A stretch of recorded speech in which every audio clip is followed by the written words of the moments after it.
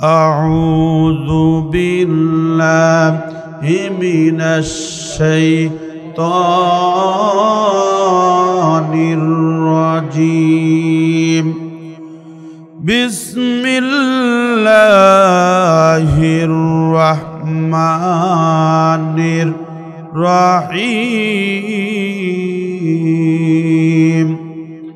لا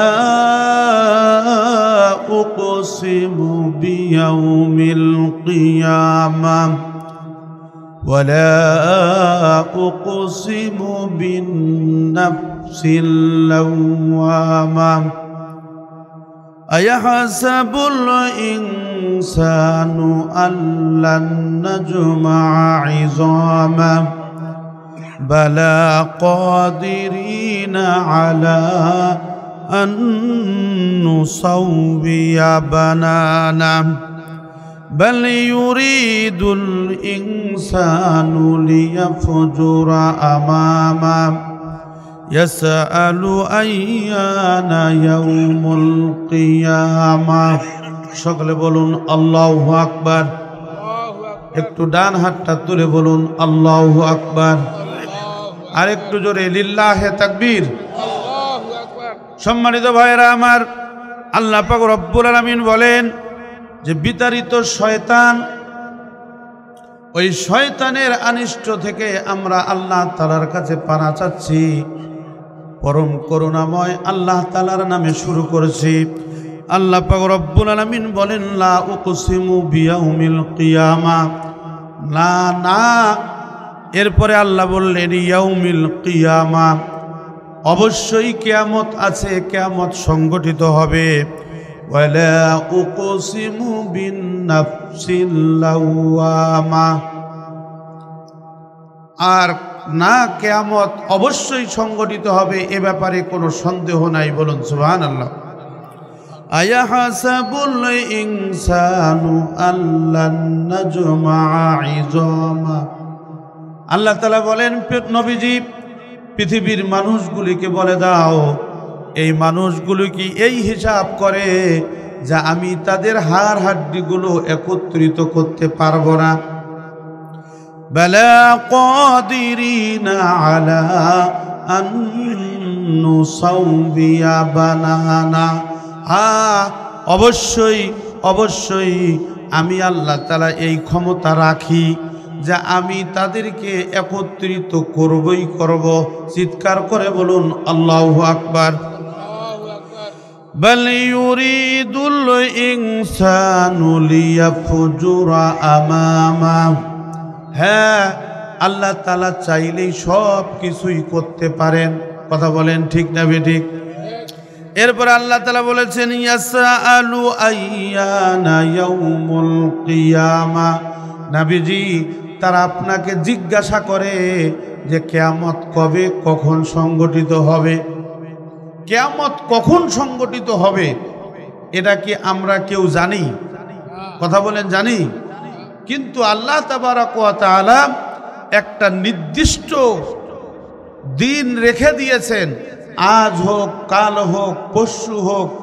ইয়াউমুল কিয়ামা বলতে আল্লাহ তাআলা এটাই বুঝাইতে চেয়েছেন যে আগামী কালকেও এটা সংগঠিত হতে পারে। কথা বলেন ঠিক না বেঠিক? কিয়ামতের আলামতের উপরে কালামে মাজিদে যতগুলো আয়াত নাজিল হয়েছে, ভালো করে শুনুন। আমাদের আজকের আলোচনার মূল কথাটাই হচ্ছে যে কিয়ামতের আলামতগুলো কি। এখন অনেকগুলো কিয়ামতের আলামত আমাদের মাঝে দেখা যাচ্ছে। এই পৃথিবী আর বেশি দিন টিকবে না, এই পৃথিবী অল্প দিনের মধ্যেই ধ্বংস হয়ে যাবে। প্রত্যেকটা মানুষ আল্লাহ তাআলার কাছে পৌঁছতে হবে, এ ব্যাপারে কোনো সন্দেহ নাই। কথা বলেন ঠিক না বেঠিক? সকলে বলুন ইন্না লিল্লাহি ওয়া ইন্না ইলাইহি রাজিউন।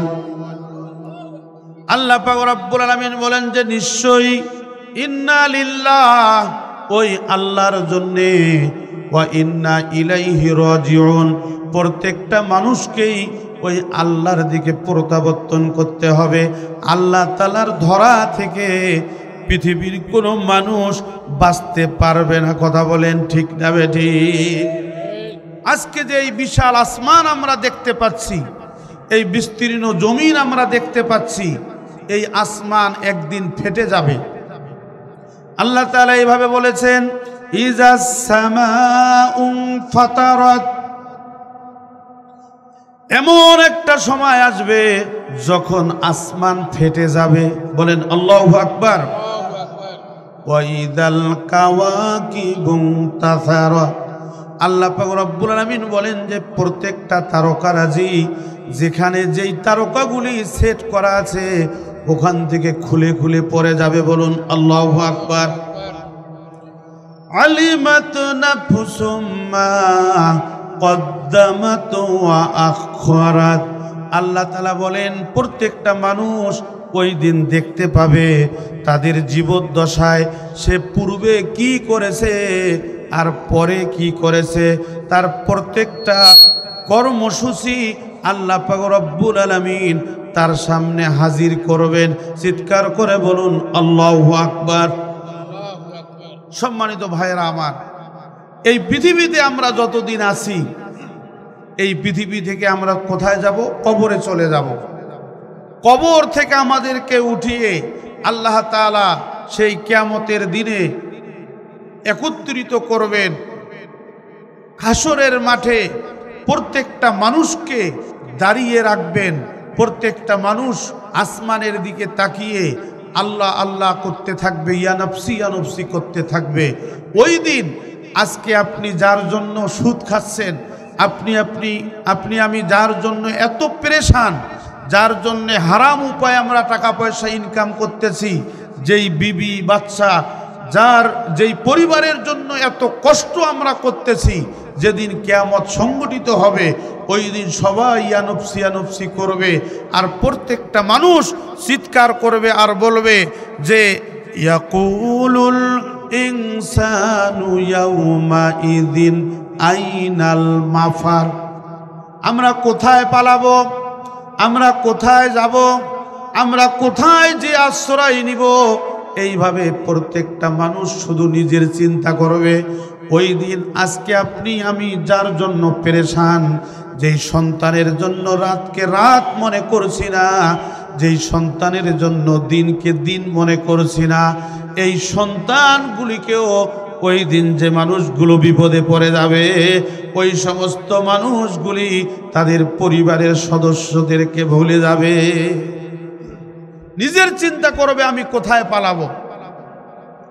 ওই দিন ছেলের কথা ভুলে যাবে, মেয়ের কথা ভুলে যাবে, পিতামাতার কথা ভুলে যাবে। প্রত্যেকটা মানুষ নিজের হিসেব দেওয়ার জন্যই ওই দিন প্রস্তুতি গ্রহণ করবে। চিৎকার করে বলুন আল্লাহু আকবার। সম্মানিত ভাইয়েরা আমার, আল্লাহ পাক রব্বুল আলামিন বলেছেন ইকরা কিতাবাকা কাফা বিনাফসিকা ইয়াউমা আলাইকা হাসিবা। কিয়ামত যখন সংগঠিত হয়ে যাবে, প্রত্যেকটা মানুষকে তাদের আমলনামাগুলি দেয়া হবে। ওই মানুষগুলিকে বলা হবে পড়ো, ওই মানুষগুলিকে বলা হবে পড়ো, ওই মানুষগুলিকে বলা হবে পড়ো, ওই মানুষগুলিকে বলা হবে পড়ো। ইকরা কিতাবাকা কাফা বিনাফসিকা ইয়াউমা আলাইকা হাসিবা। আজকে তুমি তোমার হিসেব করার জন্য তুমি নিজেই যথেষ্ট। তুমি পৃথিবীতে যতগুলো কর্মসূচি পালন করে এসেছো, তোমার ব্যক্তি জীবনে, তোমার পারিবারিক জীবনে, তোমার অর্থনীতিতে, তোমার সংস্কৃতিতে, প্রত্যেকটা সেক্টরে যতগুলি আমল তুমি করেছো, ওই দিন প্রত্যেকটা আমল তুমি নিজেই হিসেব করার জন্য যথেষ্ট। চিৎকার করে বলুন সুবহানাল্লাহ।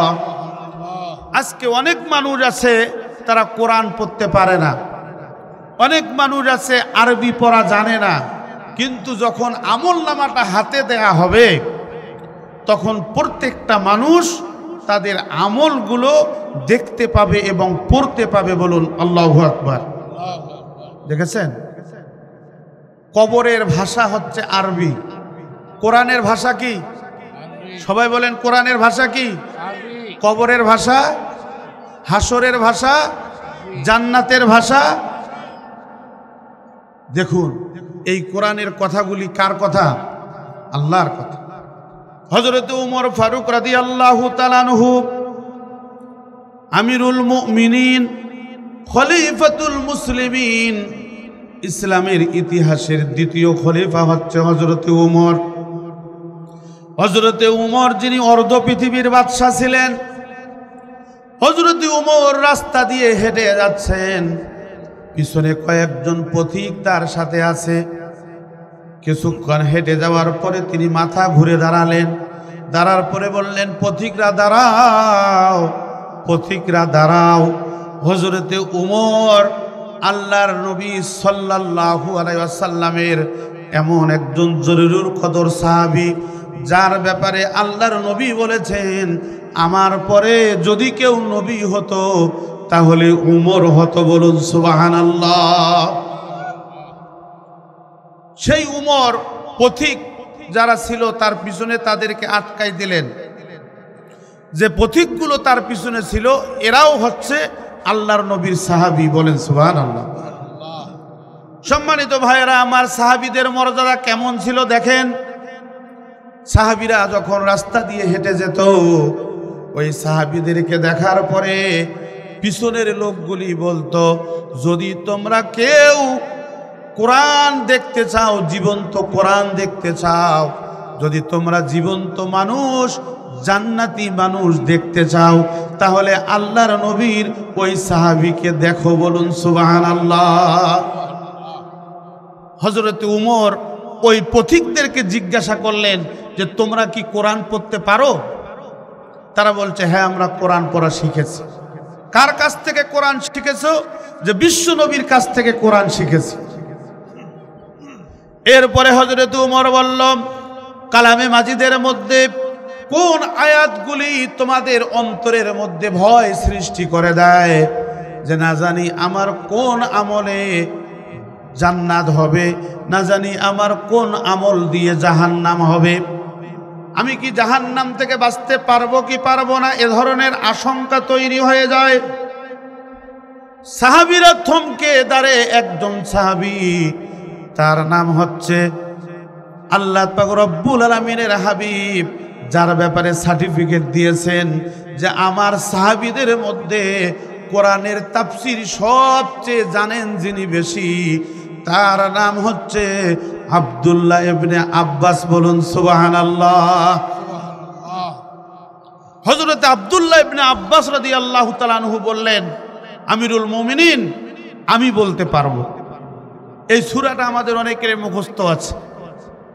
সম্মানিত ভাইয়েরা আমার, হযরত আব্দুল্লাহ ইবনে আব্বাস রাদিয়াল্লাহু তাআলা আনহু বলেছেন, যদি কোনো মানুষ কিয়ামতকে প্র্যাকটিক্যাল দেখতে চায়, ওই মানুষটা যেন সূরাতুল জিলজাল তেলাওয়াত করে। বলুন সুবহানাল্লাহ। সূরা জিলজালের মধ্যে কি বলা হয়েছে? ইযা যুলজিলাতিল আরদু জিলজালাহা ওয়া আখরাজাতিল আরদু আথকালাহা ওয়া ক্বালাল ইনসানু মা লাহা ইয়াওমাইযিন তুহাদ্দিসু আখবারাহা বিআন্না রাব্বাকা আওহা লাহা ইয়াওমাইযিন ইয়াসদুরুন নাসু আশতাতান লিয়ুরাউ أعمالهم فمن يعمل مثقال ذرة خيرا يره ومن يعمل مثقال ذرة شرا يره। বলেন আল্লাহু আকবার। আল্লাহ পাক রব্বুল আলামিন বলেন, যখন কিয়ামত সংঘটিত হবে, পৃথিবীটার মধ্যে ঝাঁকুনি শুরু হয়ে যাবে, ভূমিকম্প শুরু হয়ে যাবে। ইযা যুলজিলাতিল আরদু জিলজালাহা, এই জমিন আসমান এমন ভাবে ঝাঁকুনি দেওয়া শুরু হয়ে যাবে, এই ঝাঁকুনির মধ্য দিয়ে ওই মাটির ভিতরে যা কিছু আছে ওয়া আখরাজাতিল আরদু আথকালাহা, ওই মাটির ভিতরে যাহা কিছু আছে সমস্ত কিছু ওই দিন ওই মাটিগুলো বের করে দিবে। বলুন আল্লাহু আকবার। মাটির ভিতরে মানুষ আছে, মাটির ভিতরে স্বর্ণ আছে, মাটির ভিতরে রূপা আছে, এই মাটির ভিতরে অনেক দামি দামি মণি মুক্তা খনিজ পদার্থগুলো আছে। কথা বলেন ঠিক না বেটে? এখন যদি আমাদের দেশের কোথাও বেশি কিছু নয়, আমাদের দেশের মধ্যে কয়লা খনি আছে, আমাদের এই দিনাজপুরেই আমাদের দেশের মধ্যে লোহার খনির সন্ধান পাওয়া গেছে, আমাদের দেশের মধ্যে তেলের খনি, এই যে স্বর্ণের সোনার দেশ বাংলাদেশটাকে যে বলা হয়, এই যে খনিজ পদার্থগুলো আছে, ওয়া আখরাজাতিল আরদু আসকালাহা, যেদিন কিয়ামত সংঘটিত হবে, যেই মানুষগুলোকে কবরস্থ করা হয়েছে এই মানুষগুলোকেও মাটি বের করে দিবে, ওই খনিজ পদার্থগুলো বের করে দিবে, ওই দামি দামি সম্পদের দিকে ওই দিন মানুষ আর তাকিয়ে থাকতে পারবে না। দেখা যায় আপনি মসজিদ থেকে বের হলেন, একটা 500 টাকার নোট রাস্তায় যদি পড়ে থাকে, আচ্ছা বলেন এই 500 টাকার নোটটা একটা দোকানে পান নিয়ে ফিরে আসার পর এই টাকার নোটটা পাবেন? কথা বলেন, পাওয়া যাবে? যাবে। এই হচ্ছে আমাদের ঈমান। মসজিদ থেকে ইমাম সাহেবের জুতা হারায়, কি বলেন আপনারা? আমি এই মসজিদে এই সামনে জুলাই আসলে 13 বছর আমার পূর্ণ হবে, এই 13 বছরে আমার 2 জোড়া জুতা হারাইছে। তাহলে ইমাম সাহেবের যদি জুতা হারায়, তাহলে দেখেন যে আমাদের ঈমানটা কোন জায়গায় গেছে। আমরা কি কিয়ামতকে স্বীকার করি? কথা বলেন, স্বীকার করি? এটা মুখে মুখে করি, অন্তর দিয়ে করি না। আল্লাহ নবী সাল্লাল্লাহু আলাইহি সাল্লাম বলেছেন যে যদি কোনো মানুষ কিয়ামত সংগঠিত হবে, কিয়ামতের মাঠে আল্লাহ তাআলার সামনে আমাকে দাঁড়াতে হবে, আল্লাহ তাআলার সামনে দাঁড়িয়ে আমাকে জবাবদিহিতা করতে হবে, এই চিন্তা চেতনা যদি কোনো মানুষ করে, ওই মানুষের দ্বারা কোনো অন্যায় কাজ সংগঠিত হতে পারে না। কথা বলেন ঠিক না বেঠিক? ওই মানুষটা দুর্নীতি করতে পারে না, ওই মানুষটা ব্যভিচার করতে পারে না, ওই মানুষটা মানুষের সম্পদ আত্মসাৎ করতে পারে না, ওই মানুষটা ওজনে কম দিতে পারে না, ওই মানুষটা মিথ্যা কথা বলতে পারে না। কথা বলুন ঠিক না বেঠিক? সম্মানিত ভাইরা আমার, মাটি যখন সব কিছু বের করে দিবে, ওয়া আখরাজাতিল আরদু আথকালাহা, ওই তখন মানুষ এই দৃশ্যগুলো দেখার পরে বলবে, ওয়া ক্বালাল ইনসানু মালাহা, আহারে কি হলো, কি হলো, মাটি কেন এগুলো বের করে দিচ্ছে? যতগুলো মানুষকে কবরস্থ করা হয়েছে প্রত্যেকটা মানুষ সেখান থেকে বের হয়ে আসবে। চিৎকার করে বলুন আল্লাহু আকবার। যেই মানুষটাকে বাঘে খেয়ে ফেলেছে, যেই জায়গার মধ্যে বাঘ তাকে হজম করেছে, ওই জায়গা থেকে মানুষটা বের হবে। যেই জায়গার মধ্যে মানুষটাকে সিংহ খেয়ে ফেলেছে, ওই জায়গার মধ্যে ওই মানুষটাকে ওঠাবেন। যেই মানুষটা সাগর পাড়ি দিতে যেয়ে মারা গেছে, ওই মানুষটাকে ওইখানেই আল্লাহ তাআলা তুলবেন। সম্মানিত ভাইয়েরা আমার, কিছুদিন আগেই আমরা দেখেছি তুরস্কে বিমান দুর্ঘটনা ঘটেছে, সংবাদ দেখেন নাই? তাহলে এই মানুষগুলোর কি অবস্থা? এই মানুষগুলোর তো কোনো অংশই খুঁজে পাওয়া যায় নাই। যারা ইমানদার তারা কোনো রকম গায়েবানা জানাজা আদায় করেছে। আমি দেখেছি ভিডিওটা, যখন বিমান সিঙ্গেল দিল যে আর নিয়ন্ত্রণে নাই, যিনি পাইলট তার নিয়ন্ত্রণে এই বিমানটা নাই, যখন এই ঘোষণা দিয়েছে তখন হিন্দুরাও কালিমা পড়তেছে। এর নাম হচ্ছে মৃত্যু। মৃত্যু যে কখন আসবে, কোন সময় আসবে, এটা আমরা কেউ জানি না। ওই রকম কিয়ামতটাও কখন যে সংগঠিত হবে এটা কেউ আমরা বলতে পারি না। বলুন ঠিক না বেঠিক?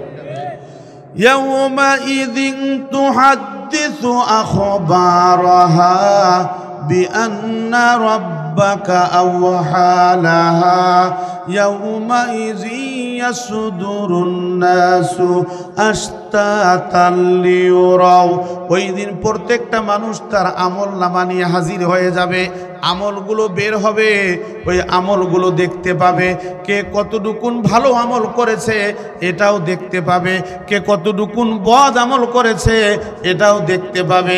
হযরত আব্দুল্লাহ ইবনে আব্বাস রাদিয়াল্লাহু তাআলা আনহু বলেছেন, আমিরুল মুমিনিন হযরতে উমরকে ডাক দিয়ে বলছেন, হযরতে উমর শুনে নেন, ফামাইয়ামাল মিসকালা যাররাতিন খায়রান ইয়ারা ومن يعمل مثقال ذرة شرا يرى।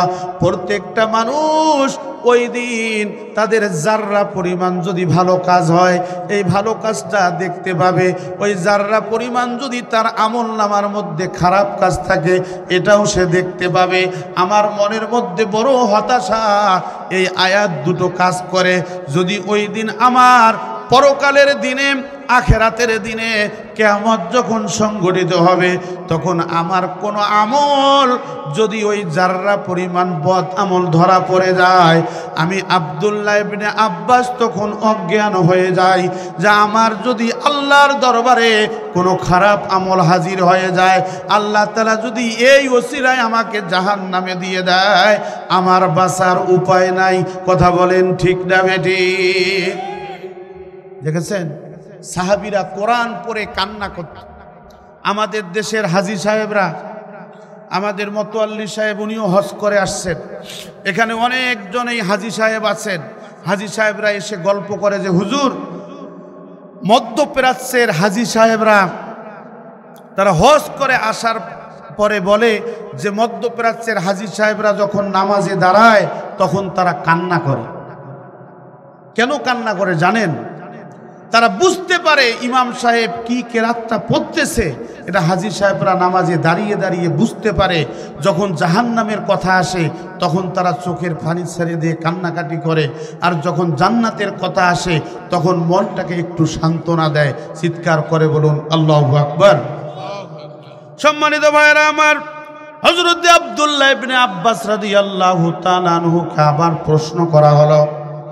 হযরত ওমর বললেন, আল্লাহ পাক রব্বুল আলামিন কালামে মাজিদের মধ্যে যেই কথাগুলি বলেছে ওই কথাগুলির মধ্যে কোন আয়াতটা তোমাদেরকে সান্ত্বনা দেয়? হযরত আব্দুল্লাহ ইবনে আব্বাস বললেন, আমিরুল মুমিনিন আমি বলবো। হযরত উমর বললেন, বলো তো দেখি কোন আয়াতটা আমাদেরকে সান্ত্বনা দেয়? হযরত আব্দুল্লাহ ইবনে আব্বাস বললেন, লা তাকনাতু মির রাহমাতিল্লাহ ইন্নাল্লাহা ইয়াগফিরুয যুনুবা জামিআ ইন্নাহু হুয়াল গফুরুর রহিম। হাত তুলে বলুন আল্লাহু আকবার। সম্মানিত ভাইরা আমার, হযরত উমরকে বললেন, উমর শুনে নেন, আমাকে যখন এই কোরআনের আয়াতটা তেলাওয়াত করি যে লা তাকনাতু মির রাহমাতিল্লাহ, আল্লাহ তাআলা তার বান্দাকে রহমত থেকে নিরাশ করবে না, আল্লাহ তাআলা তার বান্দাকে রহমত থেকে নিরাশ করবে না। যখন বান্দা আল্লাহ তাআলার রহমত চায়, আল্লাহ তাআলার কাছে আরাধনা করে, রব্বুল আলামিন জীবনে অনেক বড় পাপ করে ফেলেছি, জীবনে অনেক বড় জুলুম করে ফেলেছি, নিজের আত্মার সাথে আমি অন্যায় করেছি, লা তাকনাতু মির রাহমাতিল্লাহ, বান্দা যখন চোখের পানি ছেড়ে দিয়ে আল্লাহ তাআলার কাছে কান্নাকাটি করে, আল্লাহ পাক রব্বুল আলামিন ওই বান্দার চোখের পানি বের হওয়ার আগেই ফেরেশতাদেরকে ডেকে ডেকে বলে, ফেরেশতারা দেখো ওই যে বিসমিল্লাহ শাহী জামে মসজিদের পাশেই তাফসীরুল কোরআন মাহফিল হয়, ওখানে মা হারা বান্দারা, বাবা হারা বান্দারা চোখের পানি ছেড়ে দিয়ে কান্নাকাটি করে, আমি আল্লাহ পাক রব্বুল আলামিন তাদের জীবনের গুনাহ খাতাগুলো মাফ করে দিলাম। বলুন সুবহানাল্লাহ। আল্লাহ তাআলার রহমত থেকে নিরাশ হওয়া যাবে? একটা দৃষ্টান্ত দিব, কথা বলেন দিব? হযরত ইমাম গাজ্জালী রহমাতুল্লাহ আলাইহি তার একটা বই মুখাশাফাতুল কুলুব বইটার নাম। হযরতে সুফিয়ান সাউরি রহমাতুল্লাহ আলাইহি উনি একজন তাবিঈ, উনি এই বর্ণনাটা দিয়েছেন যে একজন যুবক রাতের গভীরে, মনোযোগ দেন, একজন যুবক রাতের গভীরে হযরতে ওসমান রাদিয়াল্লাহু তাআলা আনহুর দরবারে আসলেন। আসার পরে দরজা দিয়ে শব্দ করলেন, করার পরে বললেন যে আপনার সাথে আমার কিছু কথা আছে। হযরতে ওসমান দরজা খুলে দিলেন যে যুবক তুমি কে? বলতেছে যে আমি আল্লাহর বান্দা আব্দুল্লাহ। তখন বলতেছে তুমি কেন এখানে এসেছো? যে ভাই আমি আপনার সাথে পরামর্শ করার জন্য এসেছি। আমি আমার জীবনে অনেক বড় একটা পাপ করেছি, আসলে আমার এই পাপটা কি মাফ হবে? বলেন আল্লাহু আকবার। হযরতে ওসমান রাদিয়াল্লাহু তাআলা আনহু বললেন, হে যুবক, তুমি যেই পাপ করেছো এই পাপের সমাধান আমি ক্ষুদ্র মানুষ, আমি ওসমান দিতে পারবো না। এই পাপের সমাধান আমি দিতে পারবো না। তুমি হযরতে আলীর কাছে যাও। হযরতে আলী রাদিয়াল্লাহু তাআলা আনহুর ব্যাপারে নবীজি বলেছেন, আমি বিশ্ব নবী হচ্ছি এলেমের শহর, আর হযরতে আলী হচ্ছেন ওই শহরে ঢোকার দরজা। বলুন সুবহানাল্লাহ। সম্মানিত ভাইরা আমার, যুবক চলে গেল হযরতে আলী রাদিয়াল্লাহু তাআলা আনহুর দরবারে। হযরতে আলীর দরবারে যাওয়ার পরে আবার সেখানে সালাম দিল, আসসালামু আলাইক। এই সালাম দিয়ে আবার দরজার মধ্যে নক করলো। হযরতে আলী রাদিয়াল্লাহু তাআলা আনহু সালামের জবাব দেওয়ার পরে বললেন যে যুবক, গভীর রাতে কেন তুমি? তোমার নাম কি? তোমার পরিচয় কি? বলছে যে আমি, তার একটা পরিচয় দিয়েছে, মনে করেন দক্ষিণ পাড়া বা উত্তর পাড়া, যে আমি ওই উত্তর পাড়া থেকে এসেছি। এই গভীর রাতে আমার মাথার মধ্যে একটা টেনশন, আমি অনেক বড় একটা পাপ করেছি, আমি আমার আত্মার সাথে জুলুম করেছি, আমি আমার নফসের সাথে জুলুম করেছি। আমার এই গুনাহ কি আল্লাহ তাআলা মাফ করে দিবেন? হযরতে আলী রাদিয়াল্লাহু তাআলা আনহু বললেন, যুবক বলো তো দেখি তুমি কি পাপ করেছো? যখন যুবক তার কথাটা খুলে বলল যে হ্যাঁ আমি এই অপরাধ করেছি, হযরতে আলী রাদিয়াল্লাহু তাআলা আনহু বললেন, না না, তোমার এই পাপের সমাধান আমি দিতে পারবো না। এই সমাধান যদি তুমি পাইতে চাও তাহলে তুমি হযরতে উমরের কাছে যাও। বলেন আল্লাহু আকবার। মানুষ পাপ করে যুব বয়সে, বলুন ঠিক না বেঠিক? এই যুবক বয়সেই মানুষ যত পাপের খনি নিয়ে ঘুরে বেড়ায়। বর্তমানে এই আধুনিকায়নের যুগে দেখুন, যুবক ভাইদের দৃষ্টি আকর্ষণ করছি, আজকে দুনিয়াটা তোমার কাছে মনে হবে যে তুমি চিরকাল থাকবে। এই দুনিয়াটা তোমার কাছে মনে হবে রঙিন। তুমি মনে করতেছো যেভাবে মোবাইলের বোতামটা চাপ দিচ্ছ, এই মোবাইলের বোতামটা চাপ দিলে পরে গোটা পৃথিবীটা তোমার হাতের মুঠের কাছে। তুমি মনে করেছো কিয়ামত পর্যন্ত তুমি এইভাবে চলবে। এই জন্য তুমি ওই আল্লাহকে ভুলে যে, রাসূলকে ভুলে যে মন গড়া জীবনযাপন করছো। এটা অল্প দিন, একদিন যখন যৌবনকাল শেষ হয়ে যাবে তখন কিন্তু আফসোস করে কোনো লাভ হবে না। কথা বলুন ঠিক না বেঠিক? এই জন্য বলছে ভাইয়েরা আমার, ভালো করে শুনুন। হযরতে উমরের দরবারে গিয়ে যখন নক করল, হযরতে উমর রাদিয়াল্লাহু তাআলা আনহু সাহাবীদের মধ্যে সবচেয়ে বড় একজন রাগী মানুষ। হযরতে উমরকে সবাই ভয় করে। হযরতে উমরের কথা শুনলে সবাই ভয়েতে কাঁপতে থাকে। হযরতে উমরের দরবারে ভয় ভয় করে গেলেন। যাওয়ার পরে নক করে সালাম দিলেন, আসসালামু আলাইক ইয়া আহলাল বাইত। হে উমর, বাড়িতে আছেন নাকি? বাড়ির কোনো লোকজন সালামের উত্তর দেয় না। কিছুক্ষণ পর সালামের উত্তর দিল। তারপরে হযরতে উমর দরজা খুলে বলল, তুমি কে গো? বলছে যে আমি ওই দক্ষিণ পাড়া থেকে এসেছি, আমি আব্দুল্লাহ। এই গভীর রাতে আমি একটা সমাধান পেতে চাই। হযরতে আব্দুল্লাহকে উমর বলল, কি অপরাধ করেছো বলো? বলছে আমার জীবনে আমি এত বড় অপরাধ করেছি, আমার মনে হয় এই আরবের ভূখণ্ডে আমার মতো পাপী আর কেউ নাই। এই মদিনায় আর কোনো পাপী লোক নাই, আমার মতো সবচেয়ে বড় জুলুমবাজ আর কেউ নাই। এই পাপের কি কোনো সমাধান আছে? হযরত উমর বলল, যুবক রে, বিশ্বনবী বেঁচে আছেন, যদি বিশ্বনবী বেঁচে না থাকতো তুমি তোমার পাপের কথা বলতেই বলতে আমি আমার তরবারি দিয়ে এই বিচারের ফয়সালা করতাম। চিৎকার করে বলুন আল্লাহু আকবার। তাহলে কত বড় পাপ করেছে এই যুবক। বলছে আমি এটার সমাধান দিতে পারবো না, আবু বকরের কাছে যাও। হযরত আবু বকরের কাছে গিয়েছে। আবু বকর তো ভদ্র মানুষ। হযরত আবু বকর বলেছেন যে তুমি কি করেছো বলো। সে তার অপরাধের কথা স্বীকার করেছে। বলছে বিশ্ব নবী বেঁচে আছে, এই পাপের সমাধান আমি দিতে পারবো না। বলুন সুবহানাল্লাহ। সম্মানিত ভাইরা আমার, যুবক মনের কথা মনেই রাখছে, কাকে বলবে, কোন জায়গায় বলবে, কোনো কথার উত্তর পাচ্ছে না। শেষ পর্যন্ত বিশ্ব নবীর দরবারে গিয়ে বলেছেন, ইয়া রাসূলুল্লাহ, ইয়া হাবিবাল্লাহ, আমি হযরতে ওসমান, হযরতে আলী, হযরতে আবু বকর, হযরতে উমরের দরবারে গিয়েছি, কেউ আমাকে এই সমাধান দিতে পারে নাই। আমি এসেছি আপনার কাছে একটা সমাধান নিতে। আমি অনেক বড় একটা পাপ করেছি, এই পাপের কি ক্ষমা হবে? বলছে যুবক তুমি কি করেছ? যুবক বলতেছি ইয়া রাসূলুল্লাহ, ইয়া হাবিবাল্লাহ, আমি যেই পাপ করেছি এই পাপটা যদি মাপা হয় আসমান এবং জমিনের এর চেয়েও বেশি বড় পাপ হবে। চিৎকার করে বলুন নাউজুবিল্লাহ। বিশ্ব নবী বললেন তুমি কি অপরাধ করেছো বলো। যুবক বলতেছে ইয়া রাসূলুল্লাহ, ইয়া হাবিবাল্লাহ, আমি মদিনার একজন রমণীকে ভালোবাসতাম। মদিনার একটা রমণীর সাথে আমার সম্পর্ক ছিল। এই মদিনার রমণীর সঙ্গে আমি দৈনন্দিন দৈহিক মিলন করতাম। একদিন হঠাৎ করে ওই রমণী ইন্তেকাল করল।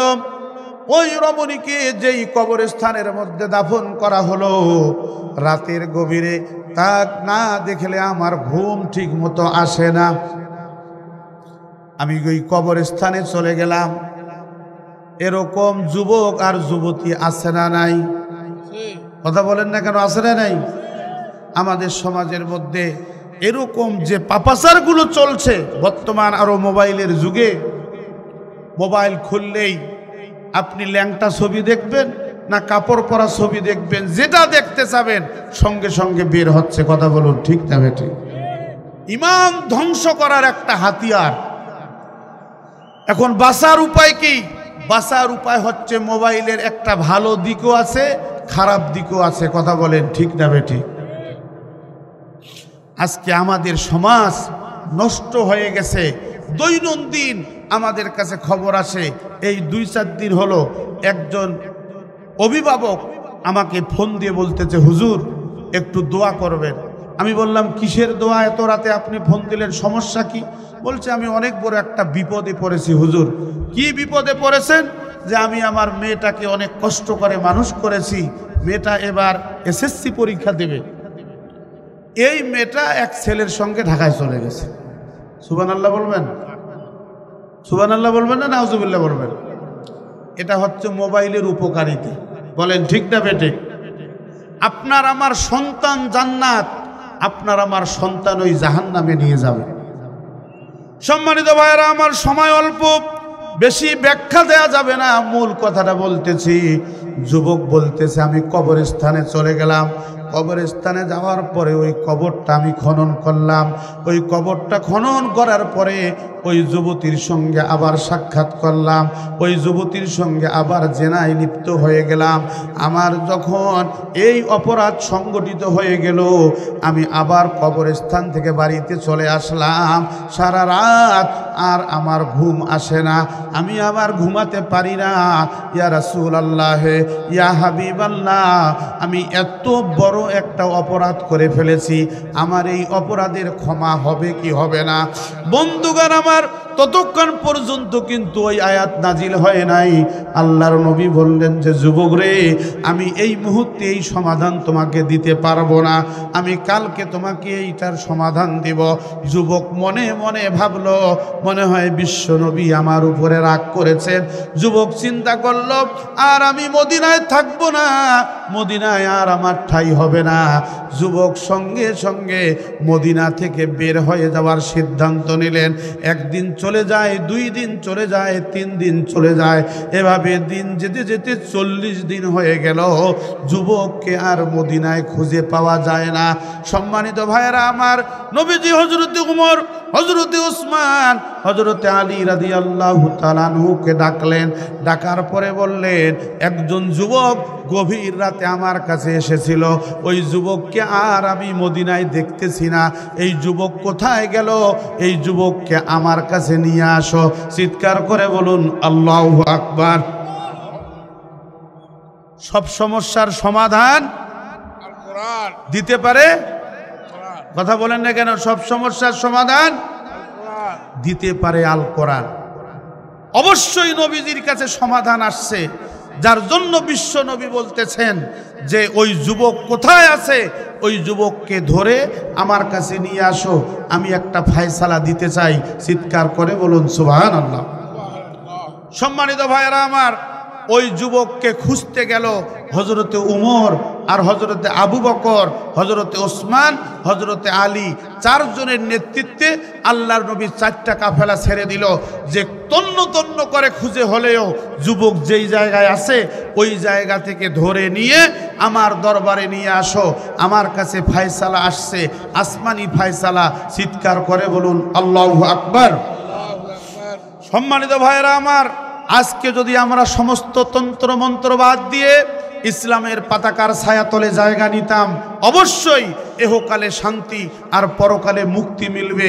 ইসলাম হচ্ছে একমাত্র জীবন ব্যবস্থা, যেই জীবন ব্যবস্থা মানুষের রান্নাঘর থেকে শুরু করে সংসদ ভবন পর্যন্ত সমাধান দিতে পারে। মানুষের জন্ম থেকে মৃত্যু পর্যন্ত একটাই জীবন ব্যবস্থা, সেটা হচ্ছে ইসলাম, শান্তি দিতে পারে। আর কোনো জীবন ব্যবস্থা শান্তি দিতে পারে না। কথা বলেন ঠিক না বেটে? কিয়ামত খুব নিকটেই, আমরা কিয়ামত সামনে ঘনিয়ে আসছে, তারপরেও আমরা এমন বেপরোয়া জীবনযাপন করতেছি। আল্লাহর নবী সাহাবীদেরকে দেখলে মনে হতো যে জীবন্ত কোরআন হেঁটে যাচ্ছে, আর আমাদেরকে দেখলে মনে হয় আমরা মরব না, আমরা চিরজীবী হয়ে পৃথিবীতে আসছি। এরকম অহংকারী ভাব নিয়ে আমরা জীবনযাপন করতেছি। কথা বলেন ঠিক না বেটে?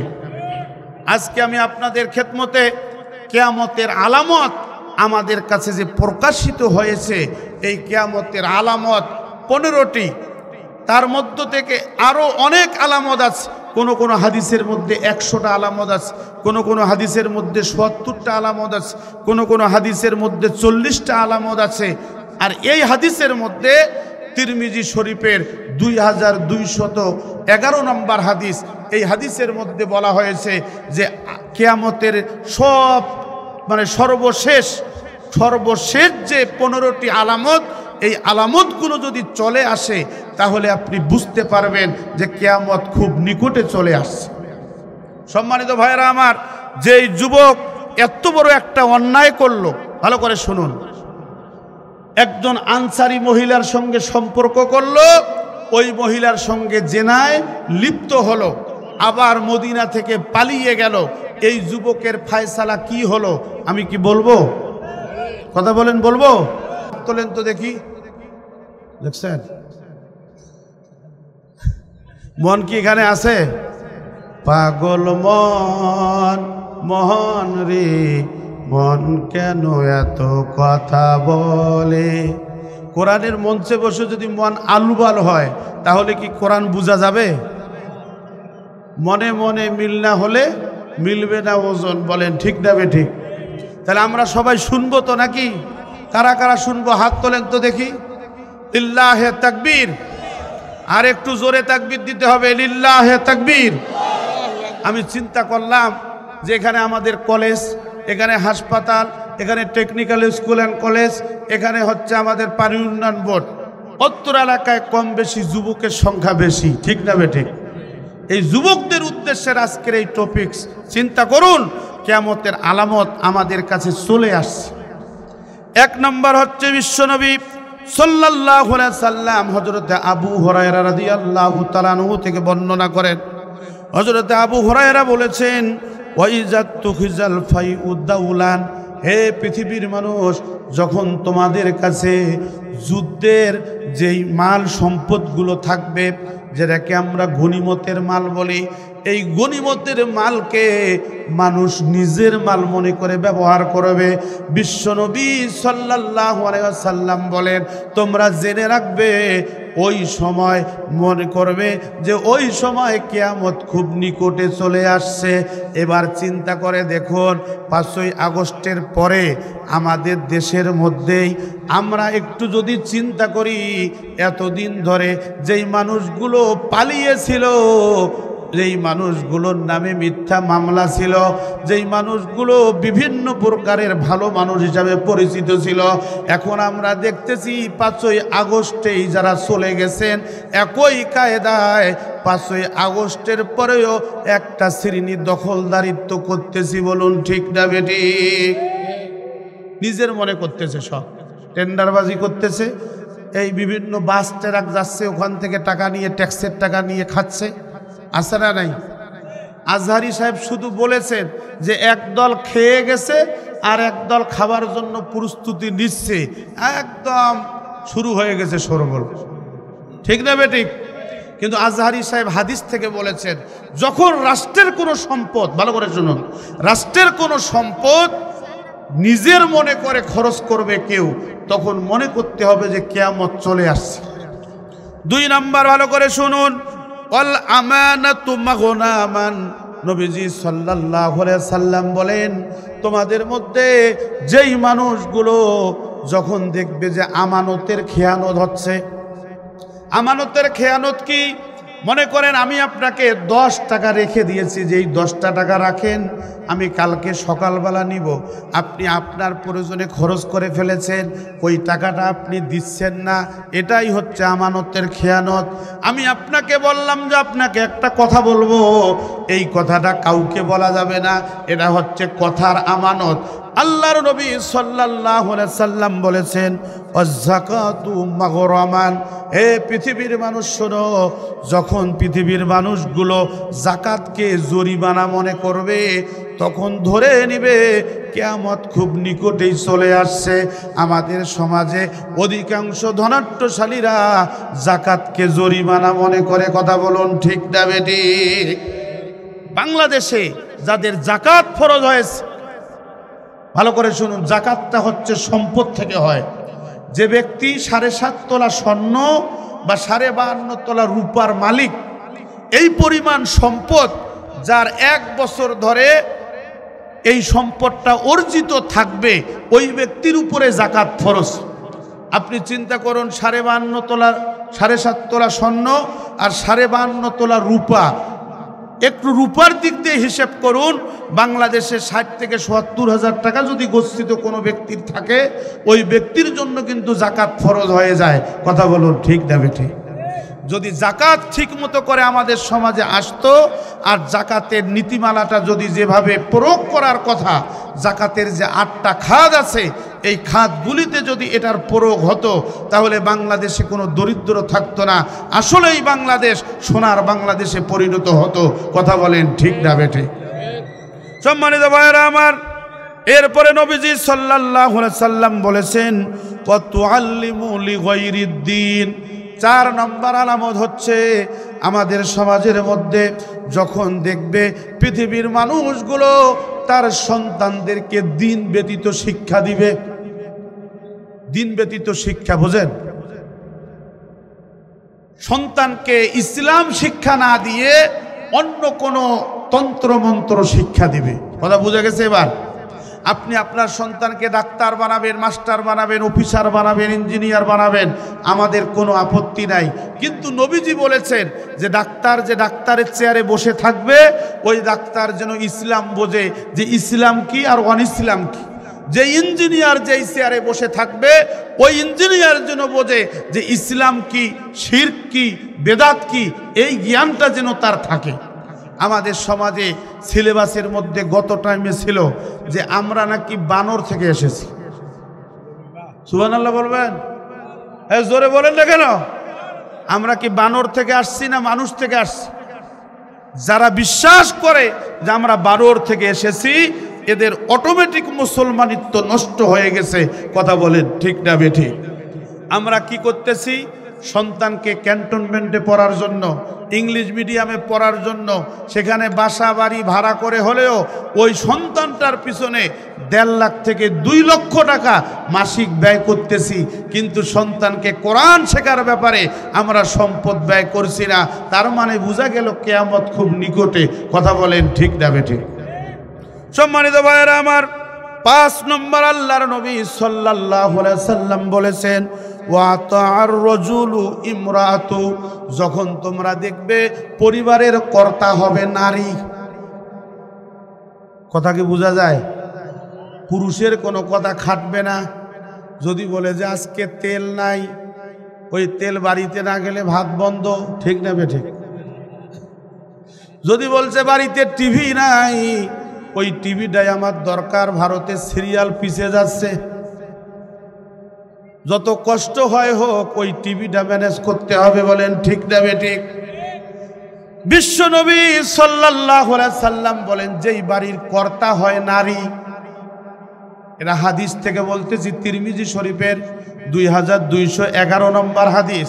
নবীজি বললেন, যখন দেখবে পুরুষের কোনো কর্তৃত্ব নাই, নারীর কর্তৃত্ব চলে আসছে, তখন ধরে নিবে কিয়ামত খুব নিকটে। আমাদের দেশের মধ্যে এতদিন নারীকে দেখলাম, আগামী দিনে আমরা পুরুষ দেখতে চাই। কথা বলেন না কেন? আমরা আগামী দিনে পুরুষ নেতৃত্ব দেখতে চাই। এটা বাড়ির থেকে শুরু করতে হবে। আজকে আমাদের বাড়িতে একটু মার্কেটে যান, দেখেন যে ভ্যানিটি ব্যাগটা আছে আর ছোট্ট ছেলে বা মেয়ে ওটাকে নিয়ে ওই মাউরিয়া সওয়ার মতো পুরুষটা পিছনে পিছনে হাঁটতেছে, আর ওই মহিলাটা সব দেখাশোনা করতেছে। মহিলা যেটা পছন্দ করবে, দোকানদারও মনে মনে ধরে নিল আজকেই তো সাইজ করতে হবে। যেটার দাম 250 টাকায় আপনি আনতে পারতেন, ওই মহিলা যাওয়ার কারণে 2500ও ঘরে আসবে না। বলতেছে ওটাই আমার দরকার। আর ওরা যেটা পছন্দ করবে ভাই, ওইটা যদি আপনি নিতে না পারেন, তাহলে লালবাতি আছে ঘরে। বলেন ঠিক না বেঠিক? আমি বুঝার জন্য বলতেছি, এটা কিয়ামতের আলামত। এই কিয়ামতের আলামত হচ্ছে নারীদের কর্তৃত্ব। যেই পরিবারে, যেই সমাজে, যেই রাষ্ট্রে নারী নেতৃত্ব দেবে, আমরা বলতেছি না যে তারা নেতৃত্ব দেবে না, হ্যাঁ দেবে। তাদেরও যে ইসলাম যে অধিকারগুলো দিয়েছে, এই অধিকারগুলো যদি কোনো নারী বুঝতো, অবশ্যই ওই নারী বলতো যে শুধু স্বামীর কাছে তোমার দেওয়ানিগিরি, স্বামীকে কথা বলার সময় ঠিকমতো কথা বলে না, কিন্তু অফিসারের সঙ্গে কথা বলার সময় ঠিকই নরম ভাষায় কথা বলে। কথা বলেন ঠিক না বেঠিক? তার কারণটা হলো, এই পুরুষেরও তো দোষ আছে। পুরুষের দোষটা কি? এ বেটা তো যৌতুক ছাড়া বিয়া করে নাই। কথা বলেন না কেন? দেওয়ানিগিরি চলে কেমন করে? এই দেওয়ানিগিরি তো আপনার খেয়ে ফেলছে ওখানে। এজন্য যদি যৌতুকবিহীন এবং সামঞ্জস্যের মধ্যে মোহরানা দিয়ে যদি বিয়েটা সংগঠিত হয়, ওই পরিবারের মধ্যে শান্তি থাকবে, ওই পরিবারে আপনার কর্তৃত্ব থাকবে। আর যদি যৌতুক দিয়ে বিয়ে করো বাবা, ওই পরিবারে শান্তি থাকবে না। বলুন ঠিক না বেঠিক? আজকের এই তাফসিরুল কোরআন মাহফিল সফল হবে। যে সমস্ত যুবকরা বিয়ে করে নাই, আমি তাদের কাছ থেকে ওয়াদা নিতে চাই, কারা কারা বিয়ে করে নাই হাত তোলো তো দেখি। হাত টান টান করো। যারা বিয়ে করো নাই একটা তাকবীর দাও তো দেখি। লিল্লাহে তাকবীর। এত আস্তে দিলে তো বিয়ে হবে না। জোরে লিল্লাহে তাকবীর বলো যে আল্লাহ। জোরে বলো যে আল্লাহ যৌতুক ছাড়া বিয়ে করতে রাজি। যে যে বলে নাই ও যৌতুক নেওয়ার ধান্দায় আছে। যৌতুক নিয়ে বিয়ে করলে শান্তি থাকবে না। আল্লাহ তাআলা তোমাদেরকে যৌতুকবিহীন মুমিনা আবেদা সলেহা তোমাদের অর্ধাঙ্গিনী হিসাবে কবুল করুন। সকলে বলছি আল্লাহুম্মা আমিন। সম্মানিত ভাইয়েরা আমার, ভালো করে শুনুন। বিশ্ব নবী সাল্লাল্লাহু আলাইহি সাল্লাম 6 নম্বর আলামত বলেছেন, ওয়া আক্কা উম্মুহু আদনা সাদিকা ওয়া আকসা আবাহু। যেই পরিবারের মধ্যে দেখবে ছেলে বা মেয়ে, ভালো করে শোনো যুবকরা শোনো, যেই পরিবারের মধ্যে ছেলে বা মেয়ে মা বাবার কথা শুনবে না, পিতা মাতার কথা শুনবে না, বন্ধুর কথা শোনে, আছে না নাই? জোরে বলো। এটা কিয়ামতের আলামত। বলতে যে তুমি মুরব্বী মানুষ, তুমি কি বোঝো? হ্যাঁ, বলতে যে মুরব্বী, মুরব্বী কিচ্ছু বোঝে না, সব ওরা বোঝে। আমরা স্পষ্ট ভাষায় বলতে চাই, হাদিস শরীফের মধ্যে এসেছে যে তোমার এবং আমার বয়সে একদিনের বড়, হাদিস বলেছে তার জ্ঞান তত বেশি। বলুন সুবহানাল্লাহ। এই আধুনিকায়নের নামে সন্তানদেরকে গাড়ি দিয়েছি, সন্তানদেরকে মোবাইল দিয়েছি, সন্তানরা টিকটক তৈরি করতেছে। এই সন্তান আপনার কথা শুনবে না, এই সন্তান বন্ধুর কথা শুনতেছে। যেই সন্তানটা আপনার কথা শুনতেছে না, বন্ধুর কথা শুনতেছে, বুঝতে হবে আমি আমার সন্তানকে সৎভাবে গঠন করতে পারি নাই। কথা বলুন ঠিক না বেঠে? বিশ্বনবী সাল্লাল্লাহু আলাইহি সাল্লাম বলেছেন, যখন দেখবে পিতামাতার অবাধ্য হয়ে যাবে, পিতামাতা বলছে যে ভালো কথা, মোবাইল চালাবে ভালো, কিন্তু অবৈধ পুরুষের সঙ্গে কথা বলবে না। সে বলতেছে না, আধুনিকায়নের যুগে একটু যদি কথা না বলি তাহলে কেমন হয়? একদিন কথা বলল, 2 দিন কথা বলল, 3 দিন কথা বলল, বাবা মার কাছে সংবাদ এসেছে মেয়েটা যার সঙ্গে কথা বলে এ বেটা হিরুনসি। কথা বলেন না কেন? মা বাবা বলতেছে না এটা তো গাঁজা খায়, এটা হেরোইন খায়, এটা আমার ঘরের জামাই হতে পারে না। মেয়ে বলতেছে না ও গাঁজা খাক আর মদ খাক, আমি ওকেই চাই।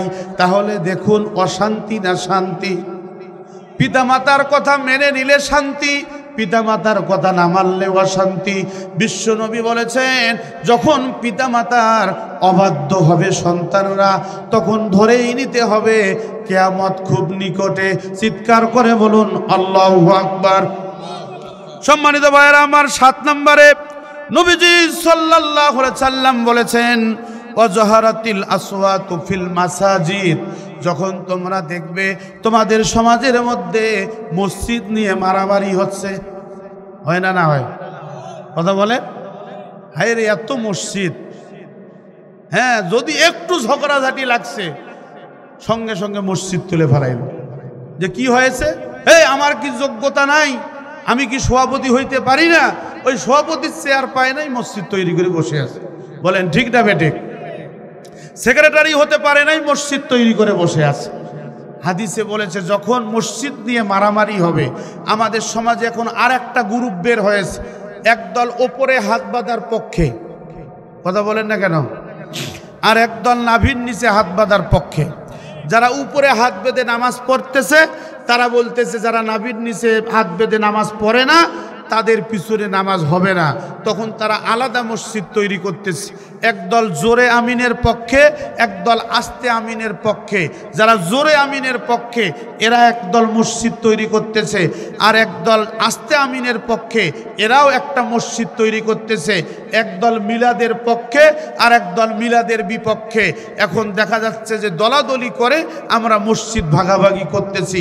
নবীজি বলেছেন যখন মসজিদ দিয়ে মারামারি হবে তখন দেখবে যে ওই সমাজে তখনই কিয়ামত খুব নিকটে চলে আসছে। সম্মানিত ভাইরা আমার, ভালো করে শুনুন। এরপরে নবীজি সাল্লাল্লাহু আলাইহি সাল্লাম বলেছেন, ওয়াসাদিল কবিলাতি, হে পৃথিবীর মানুষ শোনো, যখন তোমরা দেখবে তোমাদের সমাজের মধ্যে ওয়াসাদিল কবিলাতি ফাসিকহুম, তোমাদের মধ্যে নেতৃত্ব দিবে ফাসেকরা, তখন তোমরা দেখবে যে ফাসেক ব্যক্তিরা যখন নেতৃত্বের কাতারে চলে আসবে, ফাসেকরা মানে হচ্ছে পাপীরা, যে সমস্ত মানুষগুলো পাপের সাথে জড়িত, ওই পাপের সঙ্গে যারা জড়িত এরা যখন নেতৃত্বের কাতারে চলে আসবে, বিশ্বনবী সাল্লাল্লাহু আলাইহি সাল্লাম বলেন তখন ধরে নিবে কিয়ামত খুব নিকটে। সম্মানিত ভাইয়েরা আমার, আজকে আমরা আমাদের সমাজে দেখেছি যারা জুয়া খেলে, যারা বিভিন্ন নেশার ব্যবসা করে, কোটি কোটি টাকার মালিক হয়েছে, ওরা এখন আসে বড় বড় চেয়ার দখল করতে। কথা বলুন ঠিক না বেঠিক? এটা কিয়ামতের আলামত। এখন বড় চেয়ার দিতে হবে যাদের মধ্যে নীতি নৈতিকতা আছে, আল্লাহর ভয় আছে, তাদেরকে নেতার কাতারে বসাতে হবে, না হলে কিয়ামত খুব নিকটেই। কথা বলুন ঠিক না বেঠিক? সম্মানিত ভাইয়েরা আমার, সময় আমার অল্প। 8 নম্বর নবীজি সাল্লাল্লাহু আলাইহি সাল্লাম বলেন, ওয়া কানা যাইমু কওমিহিম আরজুলিহিম, তোমাদের মধ্যে যারা নিকৃষ্ট মানুষ, যেই মানুষগুলো নিকৃষ্ট কাজের সাথে জড়িত, এই মানুষগুলো নেতার কাতারে চলে আসবে, তখন ধরে নেবে কিয়ামত খুব নিকটেই। এরপরে বিশ্বনবী সাল্লাল্লাহু আলাইহি সাল্লাম 11 নম্বরে বললেন, তোমাদের মধ্যে যখন নর্তকীর সংখ্যা বেড়ে যাবে, বাদ্যযন্ত্রের সংখ্যা বেড়ে যাবে, হে পৃথিবীর মানুষ শোনো, তখন তোমরা ধরে নিবে তোমাদের মাঝে কিয়ামত খুব নিকটে। এরপরে বিশ্বনবী সাল্লাল্লাহু আলাইহি সাল্লাম 12 নম্বরে বলেছেন, অশুরিবাতিল খুমুর, যখন দেখবে যে মদারুর সংখ্যা বাড়বে, তখন দেখবে যে কিয়ামত খুব নিকটে। বিশ্বনবী সাল্লাল্লাহু আলাইহি সাল্লাম 14 নম্বরে বললেন, হে পৃথিবীর মানুষ, যখন তোমরা দেখবে অগ্নিবায়ু হবে, তখন ধরে নিবে কিয়ামত খুব নিকটে। আমরা দেখলাম এখন পর্যন্ত দাবানলের আগুন আমেরিকায় জ্বলতেছে, কথা বলুন ঠিক না বেঠিক? একটু ব্যাখ্যা হওয়ার দরকার। যাদের ঘর বাড়িগুলো পুড়ে গেছে, বড় বড় বাড়িগুলো যারা কোটি কোটি মিলিয়ন বিলিয়ন টাকা খরচ করে যেই গ্রাম যেই মহল্লাগুলো তৈরি করা হয়েছে, এরা অধিকাংশই নায়ক নায়িকা গায়ক গায়িকা, এটাই আমরা সংবাদে পেয়েছি, কথা বলুন ঠিক না বেঠিক? তারা এখান থেকে টাকা পয়সা ইনকাম করে ইসরায়েল এবং ফিলিস্তিনের মধ্যে যে যুদ্ধ, এই যুদ্ধের মধ্যে তারা ইসরায়েলের পক্ষে টাকা পয়সা ব্যয় করত। আল্লাহ পাক রব্বুল আলামিন বলেছেন, আমাকারু আমাকারাল্লাহ আল্লাহু খায়রুল মাকিরিন। তারা ফিলিস্তিনিরা অসহায় হয়ে গেছে, ফিলিস্তিনিরা প্রায় ৪৭,০০০ ফিলিস্তিনিকে পাখির মতো গুলি করে হত্যা করা হয়েছে, এখন পর্যন্ত অনেক লাশ খুঁজে পাওয়া যায়নি। ফিলিস্তিনিরা এরকম অসহায় হয়ে গেছে। আল্লাহ তাআলা তার পক্ষ থেকে বাতাসটা যে দিয়েছেন, এই বাতাসটা আগুনের, পানিগুলো যে দিয়েছে তারা, এই পানিগুলো আগুনের, এরকম জলোচ্ছ্বাস থেকে, বড় বড় সমুদ্রের ঢেউ থেকে আগুন আল্লাহ তাআলা পাঠাই দিচ্ছেন। ওই দাবানলের আগুন জ্বলতেছে, যেখানে মুসলমানদের শক্তি শেষ হয়ে যায়, সেখানে আল্লাহ তাআলার শক্তি শুরু হয়ে যায়, কথা বলুন ঠিক না বেঠিক? আল্লাহর নবী বললেন, যখন দেখবে যে আগুনের দাবানল হবে, ভূমিকম্প বেশি বেশি করে হবে, ভূমিধস বেশি বেশি করে হবে, বিশ্ব নবী বললেন, তখন ধরে নেবে কিয়ামত খুব নিকটে। সম্মানিত ভাইরা আমার, সর্বশেষ 15 নম্বর নবীজি সাল্লাল্লাহু আলাইহি সাল্লাম বলেছেন, তোমাদের সমাজে যখন দেখবে মানুষ তার চেহারার বিকৃতি করবে, তখন ধরে নেবে কিয়ামত খুব নিকটে। আমাদের সমাজে এইরকম লোক আছে না নাই? মানুষটা দেখতে সুন্দর, উষ্টপুষ্ট মানুষ, চুল কাটছে ভেড়ার মতো করে, কথা বলেন না কেন? চতুর্দিকে চুল আছে, এই দিক দিয়ে আবার নাই, হ্যাঁ, এই দিক দিয়ে একদম নেড়ে করে ফেলছে। চুলের স্টাইল হচ্ছে সাকিব খানের মতো, চুলের স্টাইল হচ্ছে সালমান খানের মতো। আর মেয়েরা পরতেছে নারীর পোশাক, পুরুষরা পরতেছে নারীর পোশাক, আর মেয়েরা পরতেছে পুরুষের পোশাক। আল্লাহর নবী বলেছেন, যখন মানুষগুলো বিকৃতি হয়ে যাবে, নারীকে দেখলে বোঝা যাবে না এটা নারী না পুরুষ, পুরুষকে দেখলে বোঝা যাবে না এটা পুরুষ না নারী, তখন ধরে নিবে কিয়ামত খুব নিকটেই।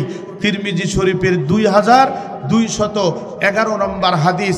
এই হাদিস থেকে যে 15টা আলামত বললাম, এই 15টা আলামত আমাদের মধ্যে বিদ্যমান। আমরা যদি এগুলো থেকে বের হতে না পারি, অচিরেই কিয়ামত সংগঠিত হবে। আল্লাহর কাছে পৌঁছার পরে যখন কিয়ামত সংগঠিত হবে, তখন কিন্তু তওবা কবুল হবে না, কথা বলেন ঠিক না বেঠিক? সম্মানিত ভাইরা আমার, বিশ্বনবী সাল্লাল্লাহু আলাইহি সাল্লাম হাদিস বর্ণনা করেছেন, কিয়ামতের মাঠ যখন সংগঠিত হবে, আদম আলাইহিস সালাতু ওয়াস সালাম নূহ আলাইহিস সালাতু ওয়াস সালামের কাছে চলে আসবে। হযরত নূহ আলাইহিস সালাতু ওয়াস সালামকে বলবে, নূহ রে, এখন কি হবে বলো তো দেখি, কে আমাদেরকে নাজাতের ব্যবস্থা করবে? হযরত নূহ বলেছেন, না, আমি পারবো না, মূসা আলাইহিস সালাতু ওয়াস সালামের কাছে যাও। হযরত মূসা আলাইহিস সালাতু ওয়াস সালামের কাছে তারা যাবে। হযরতে মূসাকে বলা হবে আপনি একটু আল্লাহর কাছে বলুন আজকে কিয়ামতের মাঠের বিচারটা যেন তাড়াতাড়ি হয়ে যায়। হযরতে মূসা বলবেন না, এই ক্ষমতা আমার নাই, তোমরা ঈসার কাছে যাও। হযরতে ঈসা আলাইহিস সালাতু ওয়াস সালামও একই কথা বলবে যে না, আমিও তোমাদের কোনো ফয়সালা দিতে পারবো না, তোমরা জাতির পিতা ইব্রাহিম আলাইহিস সালাতু ওয়াস সালামের কাছে যাও। চিৎকার করে বলুন আল্লাহু আকবার। হযরত ইব্রাহিম আলাইহিস সালাতু ওয়াস সালাম বলবে যে শোনো, আমি তোমাদের জাতির পিতা, আমি তোমাদেরকে আজকে নাজাত দিতে পারবো না, তোমাদের জন্য আল্লাহর সঙ্গে কথা বলতে পারবো না, আমি তোমাদেরকে একটা পরামর্শ দিতে পারবো। চিৎকার করে বলুন সুবহানাল্লাহ। তখন সমস্ত নবী আলাইহিমুস সালাতু ওয়াস সালামরা ইব্রাহিম আলাইহিস সালাতু ওয়াস সালামের দিকে তাকাবেন। ইব্রাহিম আলাইহিস সালাতু ওয়াস সালাম বলবেন, হে হাসরবাসী শোনো, তোমরা যদি বাঁচতে চাও সকলে মিলে বিশ্ব নবীর দরবারে যাও। বিশ্ব নবী যদি আমাদের জন্য শাফায়াতের কান্ডারি কামনা করে, আল্লাহ পাক রব্বুল আলামিন হাসরের ময়দানে নবীদেরকেও মাফ করে জান্নাতে দিয়ে দিবেন। চিৎকার করে বলুন সুবহানাল্লাহ। আপনার আমার নবীর মর্যাদা কত বেশি দেখেছেন? হাসরের মাঠে বাঁচার উপায় থাকবে না। আর আজকে আমরা কি করতেছি? নবীর তরিকা বাদ দিয়ে ভণ্ড পীরদের তন্ত্র মন্ত্র ধরে নিয়েছি। কথা বলুন ঠিক না বেঠিক? ভণ্ড পীররা আপনাকে আমাকে বাঁচাতে পারবে না। আপনার আমার বাঁচার উপায় একটাই, সেটা হচ্ছে বিশ্ব নবী সাল্লাল্লাহু আলাইহি সাল্লাম যেই পথ পদ্ধতি শিক্ষা দিয়েছেন, এটার বিকল্প আর কোনো পথ পদ্ধতি আপনাকে আমাকে বাঁচাতে পারবে না। কথা বলেন ঠিক না বেঠিক? সম্মানিত ভাইয়েরা আমার, হযরতে উমর, হযরতে উসমান, আলী রাদিয়াল্লাহু তাআলা আনহু, তিনজন চারজনকেই আল্লাহ পাক রব্বুল আলামিন তার হাবিব চারটা কাফেলা চারদিকে পাঠাই দিলেন। পূর্ব পশ্চিম উত্তর দক্ষিণ চতুর্দিক দিয়ে খুঁজতে খুঁজতে খুঁজতে খুঁজছে একদল ইহুদি, তারা সেখানে ছাগল চড়াচ্ছে। ওই ইহুদিদের কাছে গিয়ে হযরতে উমর জিজ্ঞাসা করলেন, এদিকে কি কোনো যুবক আসছে? যুবকটা দেখতে লম্বা চওড়া এবং তার চুলগুলো কোকড়ানো, এরকম কোন যুবককে কি আপনারা দেখেছেন? ওই ইহুদিরা বলল, হ্যাঁ আমরা দেখেছি, আমরা এখানে ছাগল চড়াই, এই যুবকটা এই দিক দিয়ে গেছে, মাঝে মাঝে আমাদের কাছে আসে, তার তেমন কোনো খানা পিনার ব্যবস্থা নাই, আমরা যেগুলো খাই ওই ছাগলের দুধ আমরা তাকে মাঝে মাঝে দিই। বলছে সে কোথায় আছে? বলছে যে ওই গর্তের ভিতরে থাকে, মাঝে মাঝে পাগল বেশি একটু বাইরে আসে, আমরা তার মুখের মধ্যে ছাগলের দুধ দিয়ে দিই। সম্মানিত ভাইয়েরা আমার, এই যে যুবকের কথা বলছিলাম, হযরতে উমর রাদিয়াল্লাহু তাআলা আনহু যে দেখতেছে ওই যুবক সিজদায় পড়ে কান্নাকাটি করতেছেন। চিৎকার করে বলুন আল্লাহু আকবার। সঙ্গে সঙ্গে যুবকের ডান হাতটা ধরে আল্লাহর নবীর দরবারে নিয়ে যাবেন।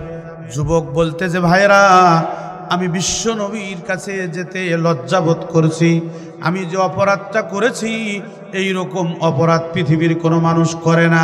আমি একজন মৃত মানুষের সঙ্গে ব্যভিচার করেছি, জেনা করেছি, মনে হয় আমার জীবনের গুনাহ মাফ হবে না।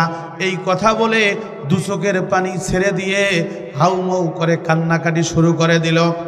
হযরতে ওমর বলতে, যুবক রে, চিন্তা করো না, বিশ্ব নবী আমাদেরকে পাঠাই দিয়েছে, তুমি যদি বিশ্ব নবীর দরবারে যাও অবশ্যই একটা ফয়সালা আসতে পারে। যুবক বলতেছে, আমি বিশ্ব নবীর দরবারে যাব, কিন্তু আমার একটা শর্ত আছে। সেই শর্তটা হচ্ছে, আমি এইভাবেই বিশ্ব নবীর কাছে যেতে চাই না। আমি বিশ্ব নবীর কাছে যাব, তোমরা আমার গলার মধ্যে রশি পরাও, তোমরা আমার পায়ের মধ্যে রশি লাগাও, আমাকে টেনে টেনে হেসরে হেসরে নিয়ে যাও। আমি এই পাহাড় থেকে নবীজির ওই রওজা, নবীজির দরবার পর্যন্ত এভাবে টেনে হেসরে নবীজির কাছে যেতে চাই। চিৎকার করে বলুন আল্লাহু আকবার। সুফিয়ান সাউরি রহমাতুল্লাহ আলাইহি বলেন, ইমাম গাজ্জালি রহমাতুল্লাহ আলাইহি লিখেন, ওই যুবক কোনোভাবেই যাচ্ছে না। শেষ পর্যন্ত তার পা দুটি বাঁধা হলো, হাতগুলো বাঁধা হলো। ওই রাস্তার মধ্যে হেসরে হেসরে নিয়ে যাওয়া হচ্ছে নবীজির দরবারে। নবীজির দরবারে যখন পৌঁছে গেছে, ওই যুবক জোরে আল্লাহু আকবার একটা চিৎকার দিয়ে ওখানেই ইন্তেকাল করেছে। সকলে বলুন ইন্না লিল্লাহি ওয়া ইন্না ইলাইহি রাজিউন। সম্মানিত ভাইরা আমার, বিশ্ব নবী বললেন, আবু বকর, ওমর, ওসমান, আলী, তোমরা কোথায়? তোমাদের ভাই আব্দুল্লাহ সে দুনিয়া থেকে বিদায় নিয়েছে। তার গোসলের ব্যবস্থা করো, তার কাফনের কাপড় পরাও, তার দাফনের ব্যবস্থা করো। সম্মানিত ভাইরা আমার, যখন তার গোসল দেয়া হয়ে গেল, কাফনের কাপড় পরিধান করা হলো, এখন জানাজার নামাজ হয়ে গেল, তাকে কবরস্থানে নিয়ে যাওয়া হচ্ছে। অনেক বড় লম্বা কথা, সংক্ষিপ্তভাবে বলছি। আল্লাহর নবী তখন তার ওই ভুঁড়ি, পায়ের যে ভুঁড়ি আঙ্গুল আছে, ওই বড় আঙ্গুলটার উপরে ভর দিয়ে নবীজি হাঁটতেছেন। সাহাবীরা বললেন, ইয়া রাসূলুল্লাহ, ইয়া হাবিবাল্লাহ, আপনার কি পায়ে ব্যথা? আপনার পায়ের কোনো সমস্যা? আপনি এভাবে হাঁটছেন কেন? বিশ্বনবী বলছেন, সাহাবীরা রে, আমি নবী, তোমরা নবী না। আমি বিশ্বনবী দেখতে পাচ্ছি এই যুবকের তওবা আল্লাহ পাক রব্বুল আলামিন এমন ভাবেই কবুল করে নিয়েছেন। এখানে হাজার হাজার লক্ষ লক্ষ কোটি কোটি ফেরেশতা তারা জানাজায় হাজির হয়ে গেছে। আমার পা ফেলাবার মতো জায়গা নাই। চিৎকার করে বলুন আল্লাহু আকবার। যুবক ভাইরা রে আমার, আমি আপনাদের পায়ে ধরে বলি, অনুরোধ করে বলি, একদিন আপনার মৃত্যু হবে, আপনি এই পৃথিবীতে থাকবেন না, আপনাকে কবরস্থানে যেতেই হবে। ওই কবরস্থানে যাওয়ার আগেই যদি তওবা করে আমরা আল্লাহর কাছে ফিরতে পারি, আল্লাহ পাক রব্বুল আলামিন বলেছেন, লা তাকুনাতু মির রাহমাতিল্লাহ ইন্নাল্লাহা ইয়াগফিরুদ যুনুবা জামিআ ইন্নাহু হুয়াল গফুরুর রহিম। আল্লাহ তাআলা বলেন, বান্দারে, আল্লাহ তাআলা বললেন, বান্দারে, তুমি আমার রহমত থেকে নিরাশ হইও না, তুমি আমার রহমত থেকে নিরাশ হইও না। তুমি যদি পাহাড় পরিমাণ অপরাধ করো, তুমি যদি উহুদ পাহাড় সম পরিমাণ অপরাধ করো, আর যদি তুমি আল্লাহর দরবারে তওবা করে ফিরে আসো, আল্লাহর কাছে কান্নাকাটি করো, খালেস দিলে তওবা করো, আর কোনোদিনও ওই পাপের কাছে যাবে না, আল্লাহর কাছে যদি ক্ষমা নিতে পারো, আল্লাহ বলেছেন, লা তাকুনাতু মির রাহমাতিল্লাহ। ওই মদিনার ওই যুবক, মদিনার ওই যুবক এত বড় অপরাধ করার পর নবীজির কাছে যখন ফায়সালা পাইল না, মদিনা থেকে পালিয়ে চলে গেল। ওই যুবক এমনভাবে কান্না করেছে, সাহাবীরা বলেছেন, কান্না করতে করতে তার কান্নাগুলো শেষ হয়ে গেছে, চোখের পানি শেষ হয়ে গেছে, চোখ থেকে রক্ত পড়া শুরু হয়ে গেছে। আল্লাহর দরবারে তার তওবা এমনভাবে কবুল হয়ে গেছে, তারা জানাজার নামাজে লক্ষ লক্ষ কোটি কোটি ফেরেশতা উপস্থিত হয়ে গেছে। চিৎকার করে বলুন সুবহানাল্লাহ। নবীজি বললেন, আবু বকর, উমর, উসমান, আলী, শোনো, ঘোষণা দিয়ে দাও, ঘোষণা দিয়ে দাও, যদি কোনো মানুষ, মদিনার জনপদের কোনো মানুষ যদি জান্নাতি যুবক দেখতে চায়, তাহলে এই আব্দুল্লাহর দিকে যেন তাকায়। এই আব্দুল্লাহকে আল্লাহ তাআলা মাফ করে দিয়ে জান্নাতের সার্টিফিকেট দিয়েছেন। চিৎকার করে বলুন সুবহানাল্লাহ। এজন্য তওবা করলে করার মতো করতে হবে। আল্লাহ তাআলা আমাদের সবাইকে আজকের যে আলোচনা কিয়ামতের আলামতের উপরে হলো, এই আলোচনাগুলো একদম খোলামেলা যতটুকু সম্ভব আমি বুঝে দেওয়ার চেষ্টা করেছি। আল্লাহ পাক রব্বুল আলামিন আমাদের সবাইকে, বক্তা এবং শ্রোতা, বুঝে আমল করার তৌফিক দান করুন। সকলে বলছি আল্লাহুম্মা আমিন।